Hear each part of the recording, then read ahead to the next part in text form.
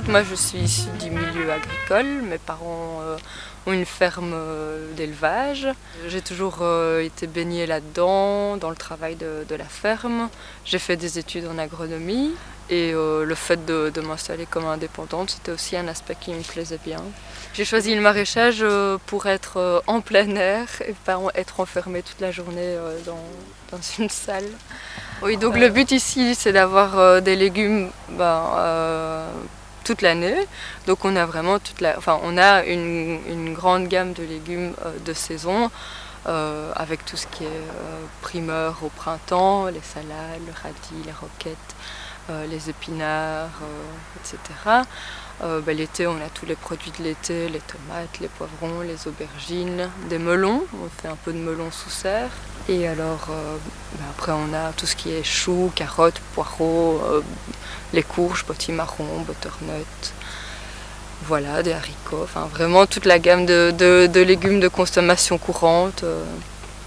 Au début du projet, je travaillais seule ici, mais j'avais beaucoup d'aide de ma famille et de mon compagnon qui travaillaient avec moi après leur journée.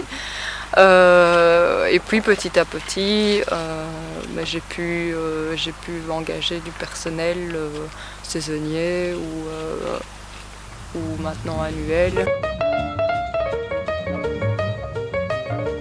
On s'est posé la question de faire du bio ou pas du bio. On ne connaissait pas spécialement le métier, donc je me suis un peu lancée comme ça dans l'aventure et je ne voulais pas me mettre la contrainte sans connaître justement les contraintes supplémentaires du bio.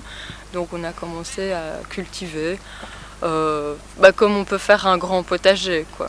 Ici je peux dire qu'aujourd'hui il y a environ 85% de ma production qui correspond au cahier des charges bio. Donc là on est parti à la base avec notre petit magasin à la ferme. On a démarré comme ça, c'est vrai que moi j'avais la volonté de faire un petit magasin à la ferme. Et puis j'ai eu l'occasion de pouvoir fournir mes légumes à paysans artisans. Et donc ce sont mes deux réseaux de vente actuels. Moi ici j'étais un peu toute seule, esseulée, etc. Et puis de se mettre dans ce type de coopérative, c'est aussi avoir l'occasion de rencontrer, de réfléchir ensemble. Donc je me suis vraiment intégrée dans leur projet et j'ai vraiment adhéré à leur projet.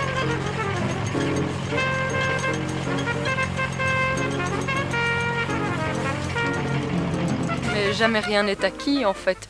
Donc on ne sait pas de quoi demain est fait, mais bon, ça je pense que c'est pour toute activité qu'on entreprend.